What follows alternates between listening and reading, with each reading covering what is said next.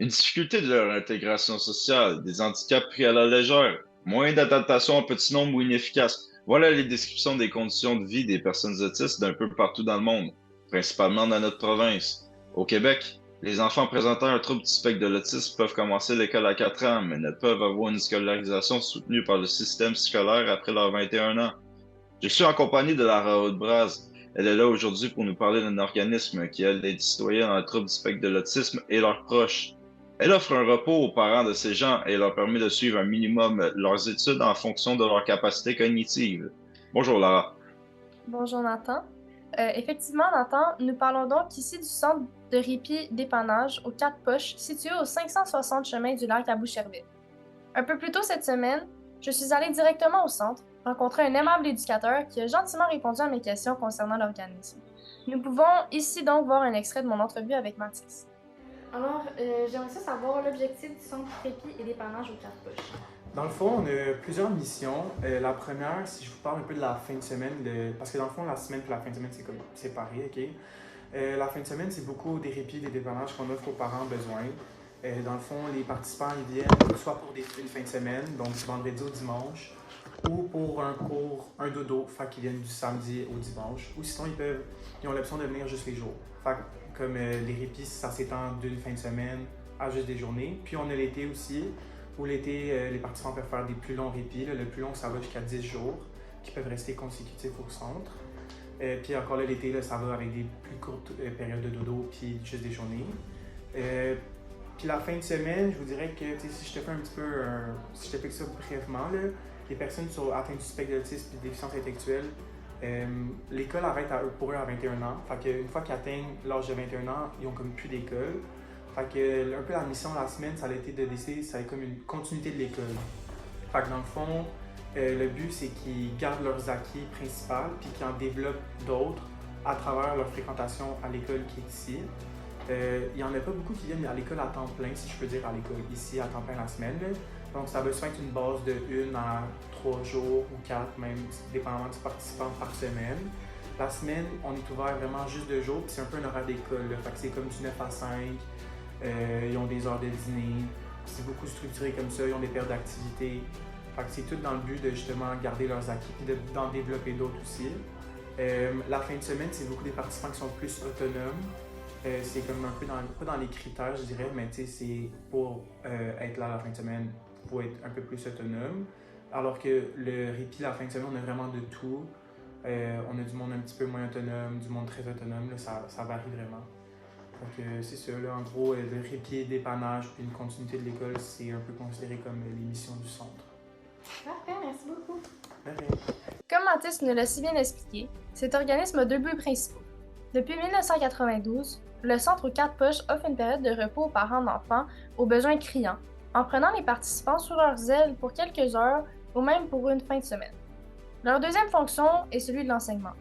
Les personnes dans le spectre du trouble de l'autisme ont généralement des difficultés d'apprentissage et n'ont plus de ressources spécialisées à l'école après leurs 21 ans, donc le centre offre une continuité des apprentissages assez personnalisés pour chaque participant.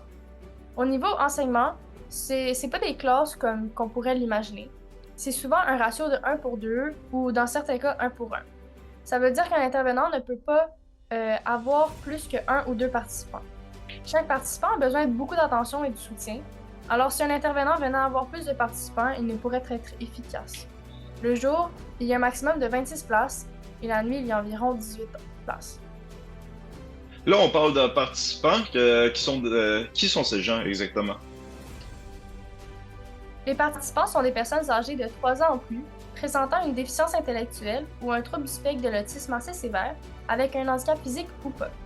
Le centre est adapté autant pour les plus jeunes que pour les plus âgés, pour les gens qui marchent, autant pour ceux qui sont en chaise roulante ou en chaise électrique. Il y a des salles adaptées aux crises, donc des salles de relaxation avec des lumières et des bruits réduits. Il y a plusieurs jouets aussi sensoriels pour ceux que ça peut les apaiser.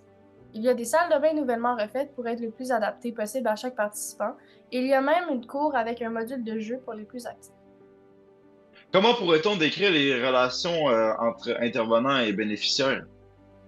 Les intervenants et les participants sont assez proches, je dirais, à cause de leur ratio de 1 pour 2 ou même 1 pour 1.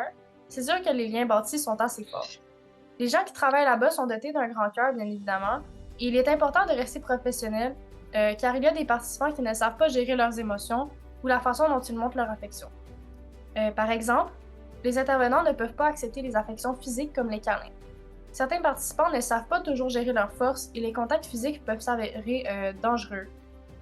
Une de mes collègues, Marie-Christelle, est allée faire quelques heures de bénévolat au sein de l'organisme pour voir et comprendre le fonctionnement du centre et nous en a donné un peu plus de détails. Je lui laisse alors la parole. Bonsoir Marie-Christelle. Bonjour tout le monde et merci pour l'accueil. Donc, je suis ici pour vous parler de mon expérience de bénévolat au centre de répit dépannage aux Quatre Proches. Donc, cette expérience, en général, c'était vraiment magnifique et je le recommanderais à n'importe qui de le faire au moins une fois dans sa vie car ça m'a ouvert les yeux en fait de comment ces participants font pour vivre avec leurs déficiences dans la vie de tous les jours. Et j'ai pu me mettre à la place des travailleurs qui ont un rôle vraiment primordial dans la vie des participants.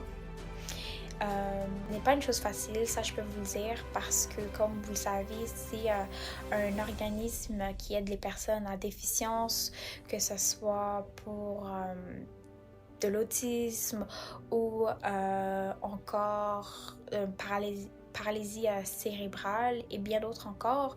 Donc pour de vrai, chapeau à eux parce que c'est pas un travail facile, mais ils ont su vraiment créer un lien fort entre eux et les admis. Donc c'est vraiment plus que juste du travail. Ils ont vraiment su se connecter avec chacun des participants, que ce soit en sachant qu'est-ce qu'ils aiment manger, qu'est-ce qui les calme et plus important, vraiment la communication entre eux, c'est une des choses qui fait que ça marche. Et ce qui m'a vraiment touchée, c'est que chacun des employés savait exactement quel moyen de communication utilisé avec chacun des admis. Donc, par exemple, il y en avait qui utilisaient le langage des signes ou bien encore les pictogrammes et même on utilisait des fois les bruits, des sons. Donc, il y avait des admis qui utilisaient des bruits pour pouvoir communiquer. Et pour les travailleurs, c'était vraiment normal. Donc, ils savaient exactement le bruit, c'était quoi en fait qu'ils voulaient. Et ça m'a vraiment impressionné parce que je trouve que c'est quelque chose d'assez banalisé. On pense que dès que c'est quelqu'un avec une déficience, on doit la traiter comme un enfant, donc l'infantiliser. Mais au centre, vraiment, ils savent comment prendre soin d'eux sans trop les infantiliser. Comme ça, ils peuvent vraiment bien s'intégrer dans la société. Donc, si un message que je voudrais dire à tout le monde, ça serait vraiment d'au moins essayer de faire une expérience de bénévolat comme ça dans un centre, vraiment une fois dans la vie. Merci beaucoup, Marie-Christelle, de votre témoignage. Ce qui serait intéressant ici, c'est de comprendre en quoi cet organisme est pertinent pour la société. Se bat-elle contre une inégalité quelconque? Oui, alors justement au niveau scolaire, le fait que les personnes dans le spectre du trouble de l'autisme n'ont pas un soutien après leurs 21 ans est définitivement un désavantage social. Il y a aussi des endroits publics qui ne sont pas accommodés pour ces gens, qui ont besoin d'adaptations comme par exemple des adaptations au son ou à la lumière. Si on y va un peu plus général, les personnes qui ont un handicap physique, en prime, rencontrent plusieurs soucis d'adaptation, entre autres pour leur déplacement. C'est pour cela que le centre se tient à jour des nouvelles technologies pour offrir les soins les plus performants à ces personnes neuroatypiques et présentant un handicap physique. Et puis finalement, l'organisme rencontre-t-il ou a-t-il rencontré des enjeux au long de son cheminement? À notre connaissance, non. C'est sûr que l'on peut parler du phénomène du manque d'employés qui est présent un peu partout, mais c'est pas mal ça. On s'entend que s'il leur manque un employé, ils s'enlèvent directement un participant. Au niveau financier, cet organisme fait des levées de fonds pour s'aider. Il est même subventionné par la ville, par d'autres organismes et puis le gouvernement. Cet organisme ne va que pour le mieux depuis toutes ces années. Ce serait donc une organisation avec une très bonne cause. Merci beaucoup de ton temps pour passer cette entrevue, Laura. Ça fait plaisir.